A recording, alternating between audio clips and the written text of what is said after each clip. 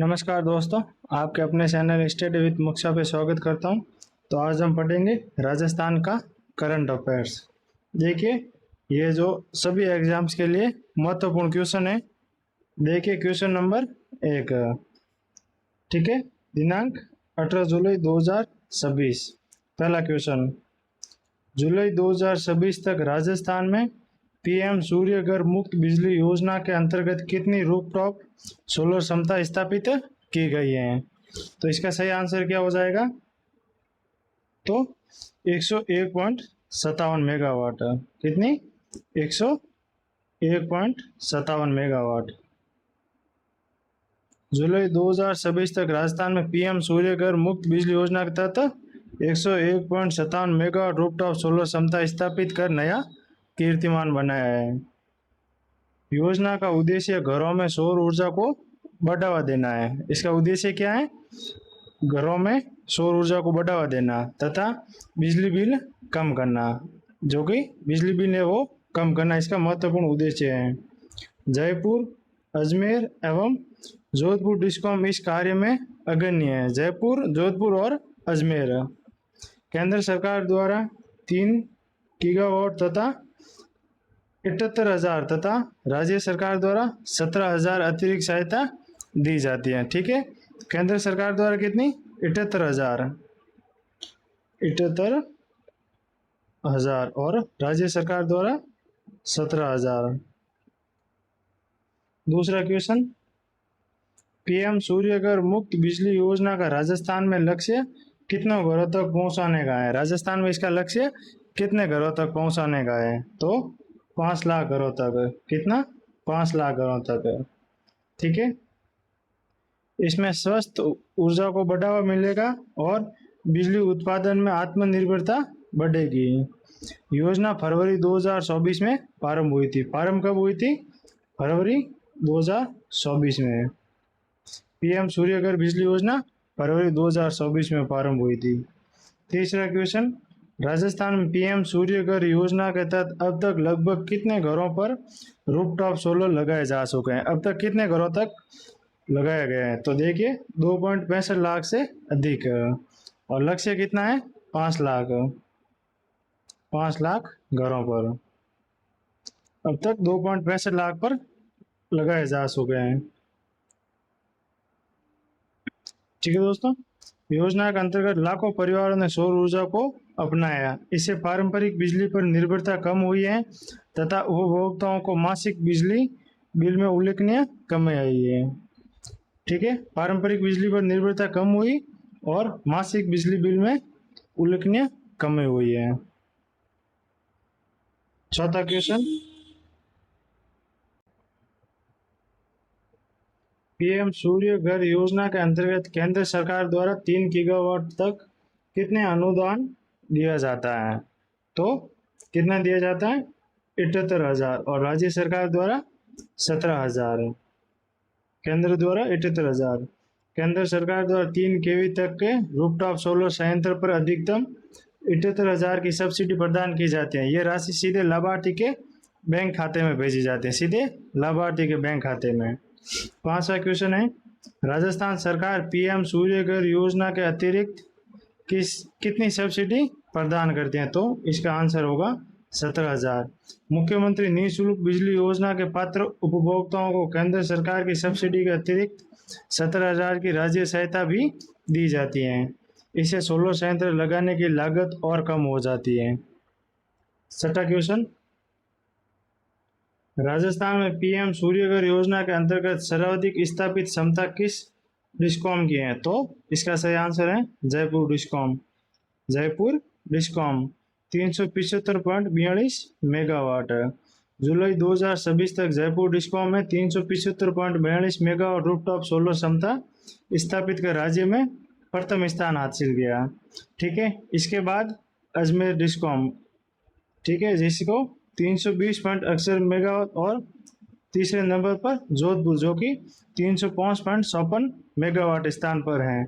ये उपलब्धि राजस्थान में सौर ऊर्जा के तीव्र विस्तार को दर्शाती हैं। ठीक है, तो प्रथम स्थान पर है जयपुर, दूसरे स्थान पर है अजमेर डिस्कॉम और तीसरे स्थान पर है जोधपुर डिस्कॉम। 7वां क्वेश्चन, ऑस्ट्रेलिया के काउंसिल जनरल जिन्होंने राजस्थान का दौरा किया उनका नाम क्या है? तो ऑस्ट्रेलिया के काउंसिल जनरल जिसने राजस्थान का दौरा किया उनका नाम क्या है? तो इनका नाम है पाउल मार्फी। क्या नाम है? पाउल मार्फी। ऑस्ट्रेलिया के काउंसिल जनरल पाउल मार्फी ने राजस्थान का दौरा किया तथा व्यापार, उच्च शिक्षा, जल प्रबंधन, नवीनीकरणीय ऊर्जा और सांस्कृतिक सहयोग पर चर्चा की। दोनों देशों के बीच सहयोग को और मजबूत करने की दिशा में यह यात्रा महत्वपूर्ण रही। 8वां क्वेश्चन, राजस्थान और ऑस्ट्रेलिया के बीच किस समझौते पर विशेष चर्चा हुई? तो वाटर एग्रीमेंट पर। किस पर? वाटर एग्रीमेंट पर। इस समझौते का उद्देश्य जल संरक्षण, जल प्रबंधन तथा जल भराव जैसी समस्याओं का समाधान करना है। राजस्थान के लिए यह सहयोग अत्यंत उपयोगी सिद्ध होगा क्योंकि राज्य जल संकट की गंभीर चुनौती से जूझ रहा है। 9वां क्वेश्चन, 100वीं राजस्थान राज्य शूटिंग चैंपियनशिप 2026 में डबल ट्रैप पुरुष वर्ग का स्वर्ण पदक किसने जीता? ठीक है, तो सैयद जुनैद। किसने? सैयद जुनैद, जो कि कहाँ का रहने वाला है? जोधपुर का। ठीक है, सैयद जुनैद। सैयद जुनैद ने शानदार प्रदर्शन करते हुए डबल ट्रैप पुरुष वर्ग में स्वर्ण पदक जीता तथा राजस्थान के नंबर 1 डबल ट्रैप शूटर बने। ठीक है, राजस्थान के नंबर 1 डबल ट्रैप शूटर कौन है? तो सैयद जुनैद, जो कि जोधपुर का रहने वाला है। उनका क्वालिफिकेशन स्कोर 49 अंक रहा। कितना? 49 अंक। ये उपलब्धि राजस्थान शूटिंग खेल के लिए गर्व का विषय है। 10वां क्वेश्चन, बीकानेर यूथ गेम्स 3.0 का आयोजन कब से कब तक हुआ? बीकानेर यूथ गेम्स 3.0, तो आयोजन 13 जुलाई 2026 से 18 जुलाई 2026 तक। कब से? 13 से 18 जुलाई तक। बीकानेर यूथ गेम्स 3.0 का आयोजन पुष्करना स्टेडियम, कहाँ पर हुआ? पुष्करना स्टेडियम में बीकानेर के 13 जुलाई से 18 जुलाई 2026 तक हुआ। इसमें 18 खेलों का प्रतियोगिताएं आयोजित की। कितने खेल? 18 खेलों की प्रतियोगिताएं एवं 3000 से अधिक खिलाड़ियों ने भाग लिया। 3000 से अधिक। प्रतियोगिता की थीम, इसकी थीम क्या थी? तो खेलेगा बीकानेर, बढ़ेगा बीकानेर। थीम थी खेलेगा बीकानेर, बढ़ेगा बीकानेर, जिसका उद्देश्य युवाओं में खेल भावना को प्रोत्साहित करना। 11वां क्वेश्चन, बीकानेर यूथ गेम्स 3.0 की थीम थी खेलेगा बीकानेर, बढ़ेगा बीकानेर। ये थीम खेलों के माध्यम से युवाओं को स्वस्थ, अनुशासित और सक्रिय बनाने के उद्देश्य से रखी गई है। इस थीम का संदेश था कि खेल गतिविधियों से न केवल व्यक्तिगत विकास होता है बल्कि बीकानेर शहर और समाज का भी समग्र विकास संभव है। बीकानेर यूथ गेम्स 3.0 की मुख्य अतिथि कौन थी? तो शीतल देवी। शीतल देवी विश्व प्रसिद्ध पैरा तीरंदाज हैं। शीतल देवी विश्व प्रसिद्ध पैरा तीरंदाज हैं। उन्होंने बिना हाथों के तीरंदाजी में अंतर्राष्ट्रीय स्तर पर भारत का नाम रोशन किया है। वे युवा खिलाड़ियों के लिए प्रेरणा स्रोत हैं और खेलों में समावेशिता का प्रतीक मानी जाती हैं।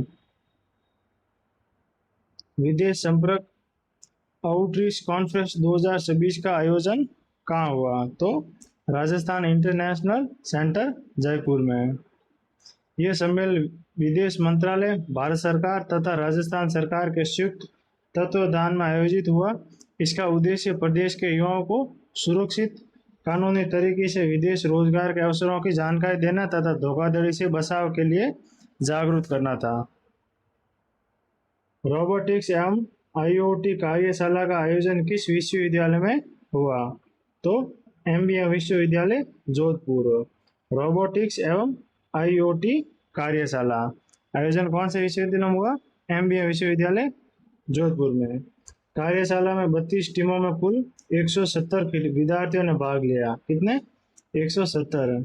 इसमें robotics, artificial intelligence, internet of things जिसे IoT पर आधारित प्रोजेक्ट का प्रदर्शन किया गया। छात्रों को नवीन तकनीकों से जोड़कर नवाचार और शोध को बढ़ावा देना इस कार्यशाला का मुख्य उद्देश्य था।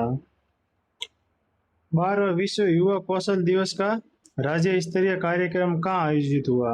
12वां विश्व युवा कौशल दिवस तो राजस्थान इंटरनेशनल सेंटर जयपुर में। राज्य स्तरीय कार्यक्रम का आयोजन कब हुआ? 15 जुलाई 2026 को हुआ। इस अवसर पर कौशल विकास, रोजगार प्रशिक्षण, उद्यमिता को बढ़ावा देने पर चर्चा की गई। कार्यक्रम में उत्कृष्ट ITI प्रशिक्षण और ट्रेनरों और संस्थानों को सम्मिलित किया गया। यह दिन युवाओं को कौशल के माध्यम से आत्मनिर्भर बनाने की दिशा में महत्वपूर्ण था। 16वां क्वेश्चन, यमुना जल समझौता परियोजना की कुल लागत कितनी है? तो 37,102 करोड़। कितनी है? 37,102 करोड़। यमुना जल समझौता परियोजना राजस्थान की प्रमुख जलापूर्ति परियोजनाओं में से एक है। इसकी कुल लागत 34,102 करोड़ है। परियोजना के पूर्ण होने पर शेखावाटी क्षेत्र के लाखों लोगों को पेयजल की सुविधा मिलेगी तथा क्षेत्र में औद्योगिक व कृषि विकास को भी गति मिलेगी। 17वां क्वेश्चन, यमुना जल समझौता परियोजना का जल स्रोत क्या है और पाइपलाइन की लंबाई कितनी है? तो इसका जल स्रोत है हथिनी कुंड बैराज, हरियाणा।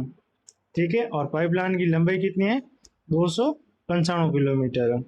ये परियोजना हरियाणा के हथिनी कुंड बैराज से जल लेकर राजस्थान के शेखावाटी क्षेत्र तक पहुंचाएगी। लगभग 295 किलोमीटर लंबी पाइपलाइन के माध्यम से यह जल सीकर, झुंझुनू और चूरू आदि जिलों तक पहुंचाया जाएगा। इससे क्षेत्र में जल संकट काफी कम होगा। लाडो प्रोत्साहन योजना में कुल सहायता राशि कितनी है?